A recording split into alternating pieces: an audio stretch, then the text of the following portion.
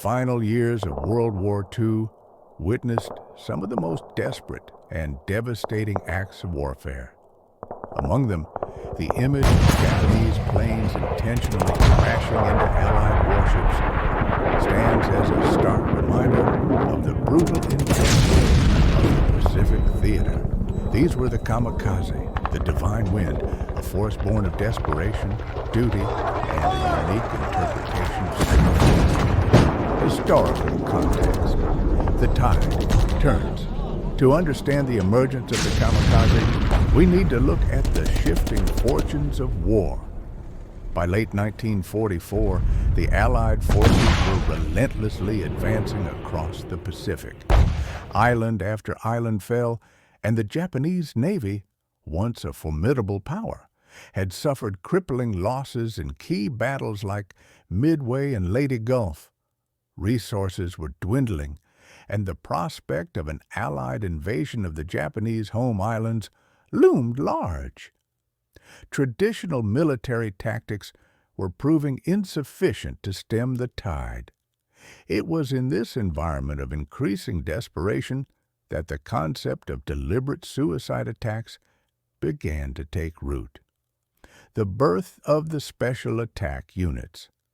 The official proposal for organized suicide attacks came from Captain Motoharu Okamura in 1944. He believed that a corps of dedicated pilots willing to sacrifice their lives could inflict significant damage on the enemy fleet, potentially turning the tide of battle. This idea, though controversial even within the Japanese military, gained traction as losses mounted. The first official Kamikaze Special Attack Unit was formed in October 1944 at Clark Air Base in the Philippines. These units, comprising both experienced pilots and hastily trained volunteers, were tasked with a singular, terrifying mission to crash their bomb-laden aircraft directly into Allied warships. Motivations: duty, honor, and desperation. The motivations behind the Kamikaze attacks were complex and deeply intertwined with the prevailing Japanese culture and wartime ideology.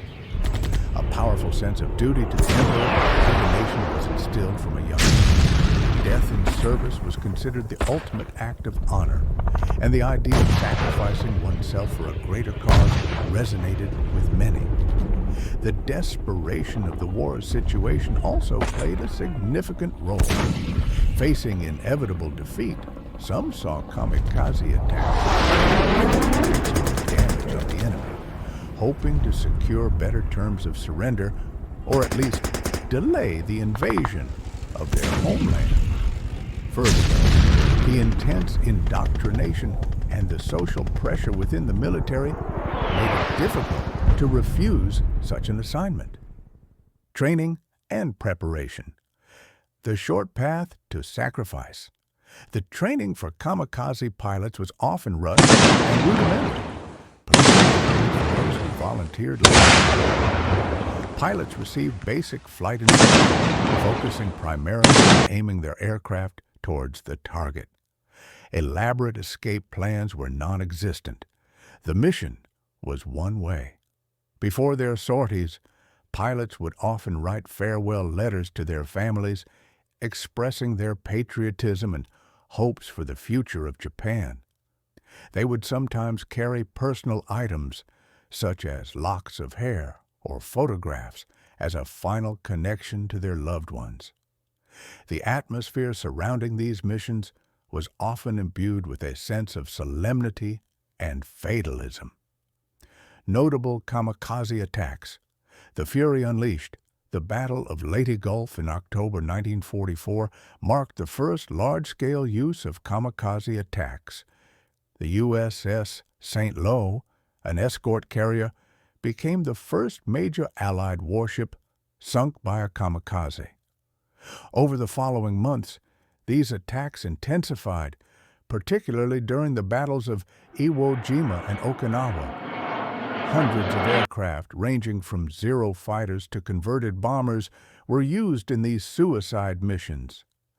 The attacks caused significant damage to Allied ships, both large and small, inflicting casualties and disrupting naval operations. The sheer psychological impact of these unpredictable and seemingly unstoppable was considerable. Allied response, adapting to the threat. The Allies were initially caught off guard by the kamikaze tactics. However, they quickly adapted their strategies to mitigate the threat. Increased radar surveillance provided early warnings of incoming aircraft. Combat air patrols were intensified to intercept attackers before they could reach the field. Ships adopted tighter formations and increased their anti-aircraft.